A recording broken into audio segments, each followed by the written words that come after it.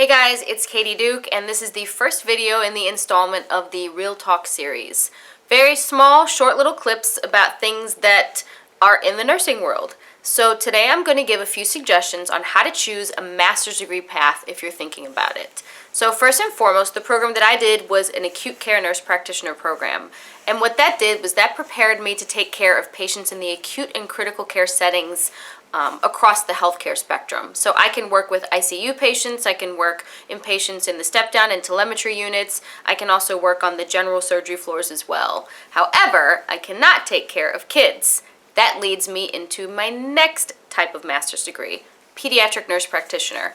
A PNP, or a pediatric nurse practitioner master's degree prepared nurse, takes care of children across, children from infancy up through adolescence, right until they reach adulthood. And you can work with patients in the PICU, in the pediatric ICU, you can work with patients in a primary care setting, you can work in a school nurse program. It gives you a really great perspective if you know for a fact that you only want to work with kids. Number 3 is FNP, also known as a family nurse practitioner. If you are a family nurse practitioner, you can work with the family itself. You can work with kids who are past infancy when they are into childhood and adolescency up to adulthood, and you can also work with adults all the way through the geriatric population. However, you will not have an intensive care unit or ICU or critical or acute care training for any of these spectrums of care, for any of these patient populations. So when you are an FNP, you can work in the hospital, however, you will not be working in the pediatric ICU, and you will also not be working in the adult ICU because you will not receive the ICU component of the training for both the pediatric or adult population. So it's a great option if you know that you want to work with kids or maybe adults and you would like to take care of patients in the outpatient setting or even in the inpatient areas outside of the ICU. Number 3, neonatal nurse practitioner. Pretty self-explanatory. You want to work with neonates. There you go. High risk deliveries, preterm babies, anybody who's going to be in the neonatal ICU. That is a really small population of, that is a very specialized population of patients, so it is a very specialized training. And not every school offers a neonatal nurse practitioner program, but there are many out there. Next is a women's health nurse practitioner, and there's also a certified nurse midwife. Certified nurse midwife delivers babies. There you go. Delivers babies in a midwifery setting. They can also work with a doula.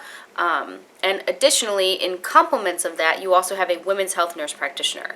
And a women's health nurse practitioner takes care of women's health issues and needs. You can work in the inpatient setting, you can work in the outpatient setting. I have a girlfriend who works on a women's oncology service in a very large medical center. I have another girlfriend that works at Planned Parenthood, and she talks to and she speaks to young women about how to better take care of their preventive health and their women's health. So there's a lot of different great perspectives you can reach as a women's health nurse practitioner.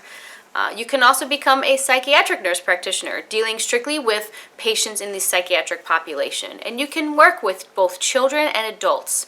You can work in the prison system, you can work in an outpatient day program clinic, you can work in public health, you can work in the school systems, you can work in private practice with a psychiatrist, and you can also work in the inpatient setting as well. So, moving on, oh my gosh, what was the last 2? We also have the clinical nurse leader, the nursing informatics, which are both away from the bedside, however still very involved in patient care, obviously, because you are taking an administrative role. Nursing informatics deals with how hospitals and healthcare systems use their IT, their information technology, to better serve and work for nurses. So that is what nursing informatics is. And obviously, becoming a nurse leader, you are going to work in administration. So if you know that you have an influence over people and you have really, really good intentions on how you can change the nursing profession and how you want to change policy and politics, and if you like that, then I would say definitely pursue that route because we need more nursing leaders out there. Additionally, there is also a master's prepared route for the nurse educator. Now, becoming a nurse educator is honestly in my opinion, the most important role in nursing, because you are the people who educate the nurses. And without proper education of the nurses, we wouldn't have anybody to take care of any patients. So if you know that you have some good influence, and if you know you have a knack for teaching, and there's people out there that are great teachers, and there's some people that are like, listen, I don't have it. That's fine. Not everybody does. But if you do, and you enjoy helping people learn and helping people transition, throughout the difficult process of growing their nursing career, then you should really think about pursuing a master's in nursing education, because we need more people out there. We need more nursing educators. Another option, if you are thinking about getting a master's degree as a nurse, is a CRNA. Now, this is strictly for people who love to be working with patients who are intubated or sedated. Now, I like my patients that talk to me, and so this was not the right choice for me. However, it does have a very rigorous program. Now, it is a 2 to 3 year full-time program. You have to have very relevant and very real ICU experience. And additionally, you will not be able to work during the program at all. Consider it like you're going to med school for 2 or 3 years. However, when you're done, you will have a very great career, and all the CRNAs I know are very, very happy. So those are just a few examples of different options if you're thinking about getting a master's degree, but not exactly sure what you want to do. If you want to work in the hospital, if you want to work out of the hospital, if you want to work in the ICU, if you want to work in the clinic, if you want to do women's health, if you want to work with kids, if you want to work with old people, there's a lot of different choices out there. So sometimes if you can get these little bits of information, it can help you it can really help you narrow down a decision. So again, I'm here. I'm happy to help out. You guys can message me on here. You can email me. You can DM me. And thanks for joining us.